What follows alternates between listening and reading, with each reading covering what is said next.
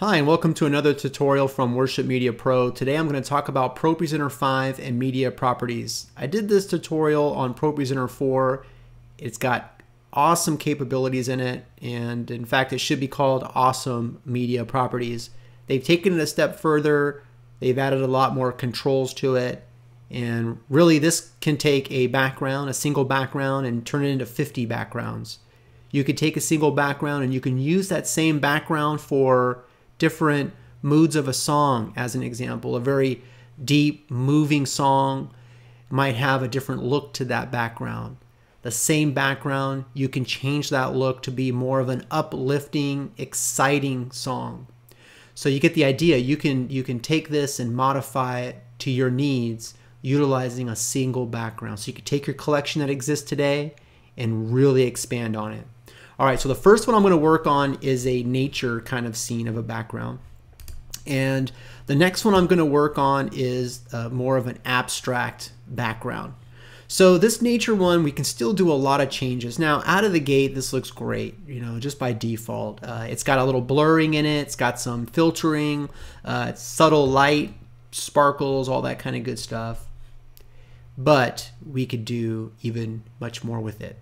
So I'm going to right click on the background and I'm going to go to Media Properties, and inside of Media Properties it's going to give you the default look of what this video is.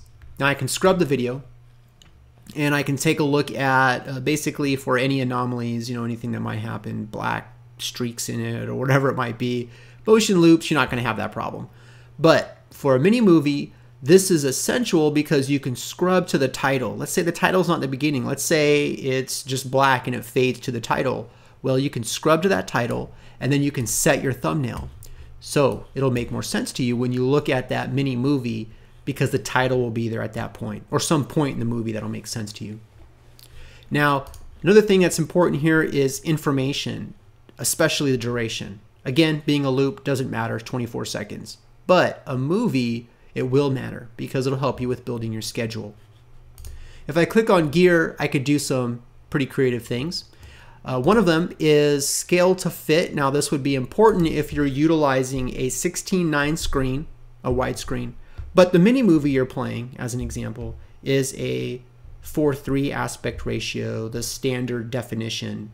Maybe some mini movies only come that way, or you could have an old collection of mini movies that you still use that you purchased in standard when you had old 4:3 standard projectors. So you can do stretch to fit, or sorry, scale to fit. That'll solve that problem. But with the motion backgrounds, you just purchase the background or download the background. We actually provide both standard definition and HD, both formats, and you just select the one that'll fit your screen. This one is a 720p widescreen background. So let's start messing with it. Flip horizontally will give me the option of basically throwing these trunks to the left versus the right. Maybe I have my flow of my lyrics to the right, and that's just what I prefer. It'll apply to other situations as well. I could flip it vertically, super ugly. That wouldn't make any sense here, but in an abstract it might. Maybe sun rays are coming from the bottom, but you'd like to have them come from the top, kind of illuminating the text. Well, you could change that by flipping it vertically.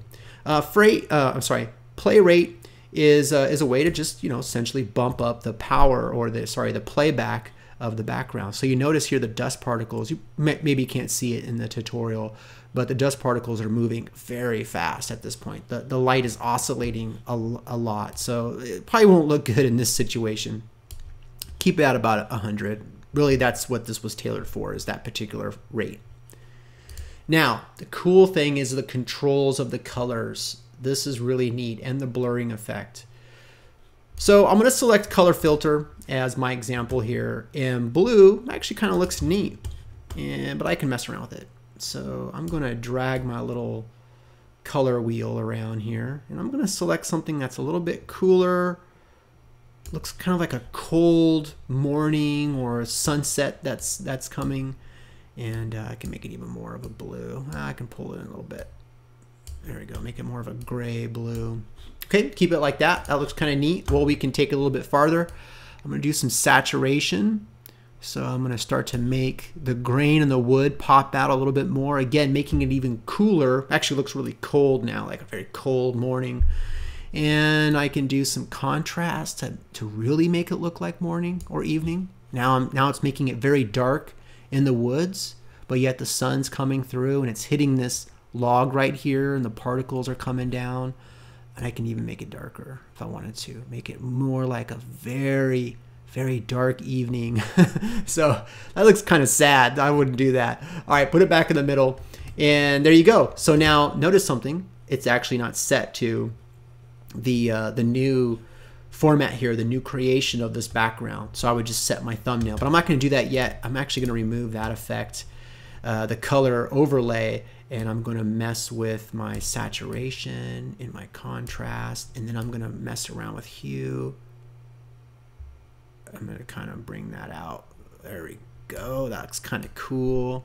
And I'm going to bring that out a little bit more saturation and a little bit more contrast. So now it looks like a very bright morning. You know, that's how morning looks right there, or sunset, just super, super brilliant golden hour. And then I'm going to do an edge blur. I recommend always bringing the blur all the way to the right and then messing with the radius. So that way it looks really apparent to you where the radius will be. So I'm going to drag it out a little bit more, and then I'm going to take down the blur. And now look at that. I have focused on the middle here. Throw some black text on that, or maybe even white still with a black border, and you're good to go. That's set. Now it's not updated here, so I'm going to set my thumbnail, and there you have it. So I'm done with that one. Let's move it over here. That's how it looks now. It even still looks good with this. Now this is thin font. You might want to make it thicker font, a little bit bigger, but it even looks good with white. All right, let's move to this one.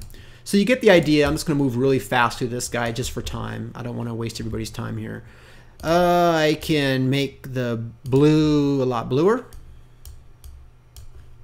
And let's see. It was already probably blue enough. I'll keep it like that. All right, so we'll keep it like that.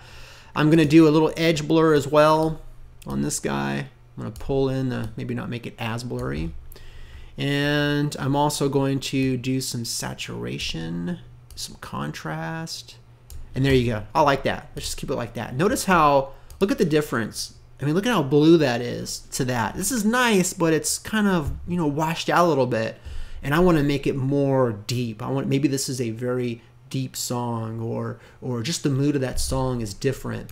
So there you have it. Now I have the blurred edges. I have it more popping out color. Look at the differences from the defaults that we were working with before. Hopefully this was very informative and helpful to all the ministries out there. Leave your comments below, and God bless.